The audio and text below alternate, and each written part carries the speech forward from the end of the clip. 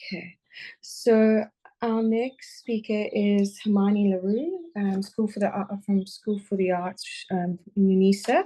Hermione will be presenting on taking the narrative, how we talk about ourselves matters. Hi everyone, I'm sharing my screen now. Hopefully you can see it. Yes, we can. This presentation, Taking the Narrative, How We Talk About Ourselves Matters, talks a lot actually with Jenna Lee's presentation, but it will definitely be from a bit of a more linguistic perspective, as I am a linguist and not a healthcare professional. Do forgive me if I do rush a bit because I have a lot of slides to get through and not much time. We in the human sciences are used to 20-minute presentations and 10-minute Q&A, so I do apologize if I go a bit quick. I do want to say that there is a content warning for this presentation. It does contain transphobic slurs and other terms that may be triggering, so please be aware of that. I'm going to divide my presentation into two sections. We have the theoretical framework, where we will talk about message framing and strategies of using language. And then we'll have a look at our practical examples from the Afrikaans website LitNet. But let's dive into the theory first. Our two main sources for theory and strategy would be message framing as our theoretical framework. And then there's a series of YouTube videos, which I highly recommend you watch if you have any interest in social activism, called the Alt-Right Playbook, that explains all the strategies that can be used for the purposes of our conversation. Message framing, the linguist George Lakoff said that message framing is language that fits our worldview. We can use it in any context, for example, COVID vaccines or religion. And then our strategies from the alt-right playbook. There are various strategies such as controlling the conversation, the cost of doing business, and the card says moops that we will get into in the next couple of slides. And of course, the whole idea behind this is language can influence how we think about people. Message framing, as I said, is how we look at the world. In theory, we have things like good or bad, right and wrong. You know, eating vegetables is good, smoking is bad, and so on. But in practice, we then have things like William Shatner's statement of "I'm not cis, I'm normal," where cis heteronormativity is then framed as the standard or the default. And of course, the famous J.K. Rowling with her infamous tweet, "People who menstruate," we used to have a word for that. Also, in some ways, pathologizing then the trans experience. Other frames, of course, can be used to pathologize as well, framing LGBTQ plus people as groomers or as mentally ill, as we have seen in some of our previous presentations as well. Just a short little dive into how we are talked about. Porn sites are some of the most popular on the internet, for those of you who may have not known that fact. And the word transgender is used in many videos, GIFs, and photographs. But we also have other words which some might find triggering. I will not read them out loud in this context. And very often when words are used in fiction, which pornography is, it is a fictionalized representation of what can happen in real life.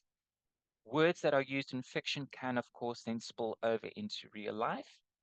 The classic examples would be people in the various fandoms referring to each other by certain words, like the Harry Potter fandom referring to other people as muggles, or certain fans in the Star Trek universe referring to others as Patah, which is a Klingon insult. This is not an exhaustive list. It was just to sort of familiarize myself with the terms that are used. But interesting also is that trans is used as a noun in many videos, which of course it is not. We all know that it is an adjective. Why do words matter?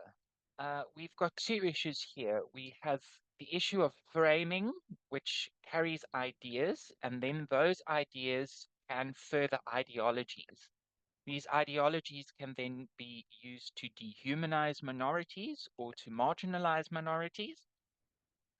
The classic example would be the use of bathroom bills affecting the trans community in the US. There are also other examples of minorities being demonized, sentences like "they're eating the dogs" by President-elect Donald Trump. Cannot believe I have to say that again on a side note, but here we are. Then we also have the use of words like trans, cis, and liberal as slurs, which then frame those words as in a negative light. The tactics that can be used in addition to framing, things like controlling the conversation, where the conversation then happens on the terms of people who are not having a good faith argument. I highly recommend you watch that on the Alt-Right Playbook on YouTube if you are interested. And the cost of doing business is a very interesting strategy. That is where a group of people will actively target or hurt, whether it be in cyberspace or in real life, minorities and other marginalized groups in order to own the libs, as the phrase has it. So that is how others talk about the trans community, but how do we talk about ourselves? There are two interesting lines of thought that I want to highlight here. One is from Skylar Baylor, a transgender activist and swimmer from the United States.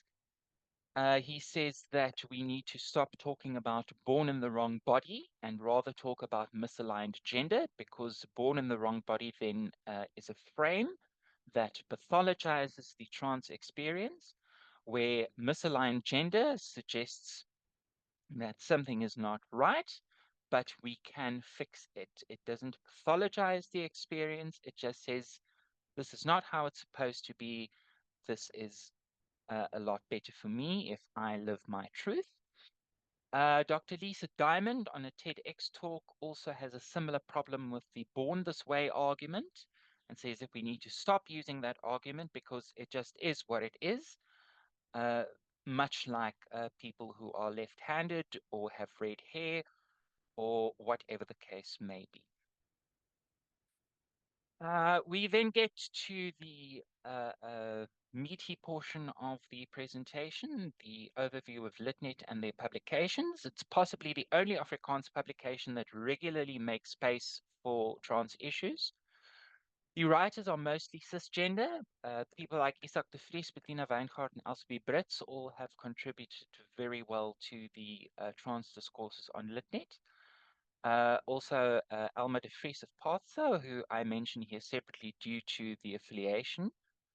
And then myself as the trans voice. Every now and then I have a piece published there.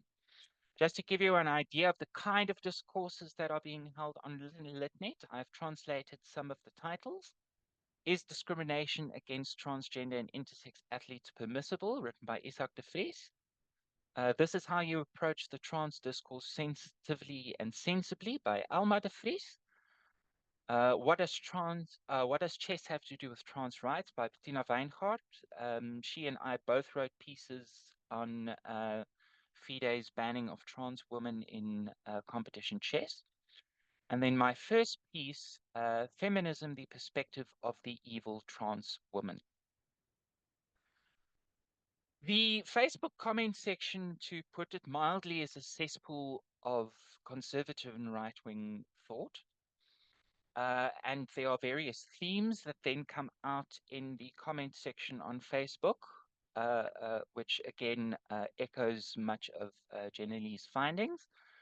People who resort to biological essentialism, there are only two genders, people who then crutch on religion. There was one comment that said it is a foreign idea to be trans, so don't come with your American rubbish. And again, we have the idea of framing cis as the default, echoing the words of William Shatner. We also have confirmation bias, citing sources like Matt Walsh and other transphobic pundits. And just your general transphobic talking points like, don't you want to stand up for real women, or you won't ever be a real woman, or whatever the case may be. There is, however, hope in the comment section, and I do believe this is my last slide. There are readers who are actively fighting against the aforementioned themes. They are calling out bigotry, they are showing where the lack of knowledge is, and they are trying to engage with these bigoted comments. But how do we take back the narrative then as trans people and activists? We have two options when it relates specifically to cyberspace. We have activism and advocacy, such as the LitNet articles that we have briefly had a look at. And we also have the option of not engaging. I had an interview with some PATHSA members, and Beard Brouwer said that there is power in not naming them. There is also power in not engaging them. And the alt-right playbook also says to us, if you engage with these talking points on their terms, you have already lost that argument, because very often you are then framed as emotional or irrational or whatever the case may be. And then by engaging on their terms, you lose that argument. So these two options, it seems that they might be a bit lacking, but these are the two options that I've identified at the start of this research, which I hope to publish eventually. And with that, I am still in time, and I hope that there are some questions.